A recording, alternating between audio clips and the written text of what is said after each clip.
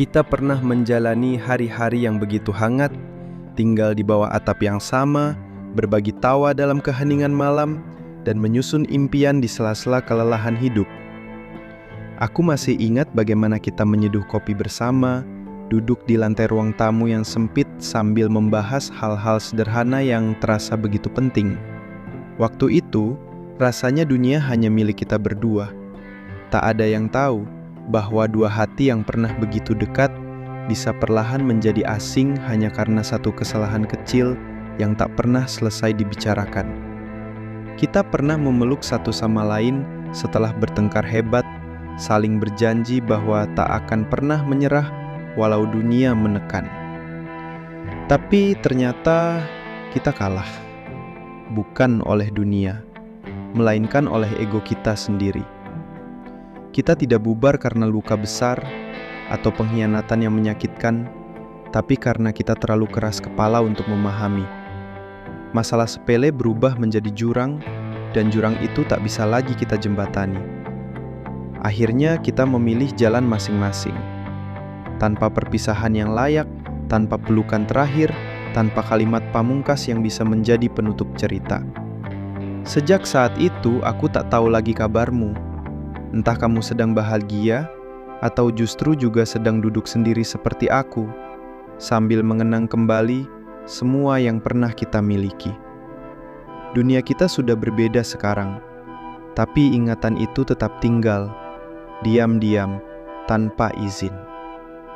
Lucunya, kenangan tentangmu tak pernah benar-benar pergi. Setiap sudut kota, setiap lagu yang pernah kita dengar bersama, bahkan bau masakan tertentu bisa membawaku kembali ke masa itu. Masa di mana kita masih saling menggenggam, masih yakin bahwa kita akan selamanya. Aku tidak tahu apakah kamu juga merasakan hal yang sama, atau mungkin kamu sudah benar-benar melupakan semuanya. Tapi aku tahu, ada bagian dari diriku yang masih tinggal di masa itu. Waktu terus berjalan, hidup terus berlanjut. Kita mungkin telah tumbuh menjadi pribadi yang berbeda. Aku belajar hidup sendiri, dan mungkin kamu pun demikian. Namun dalam kesunyian yang sesekali datang di malam hari, aku kadang bertanya-tanya, apakah kita memang seharusnya berpisah, atau hanya terlalu cepat menyerah? Pertanyaan itu tidak pernah benar-benar terjawab, hanya mengendap bersama rindu yang tidak tahu arah. Kini, aku tidak lagi menunggu kabarmu, tapi aku juga tidak pernah menutup pintu kenangan itu.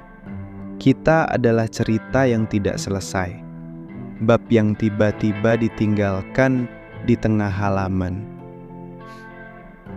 Meskipun tidak berakhir seperti yang dulu kita bayangkan, setidaknya kita pernah menciptakan kisah yang indah.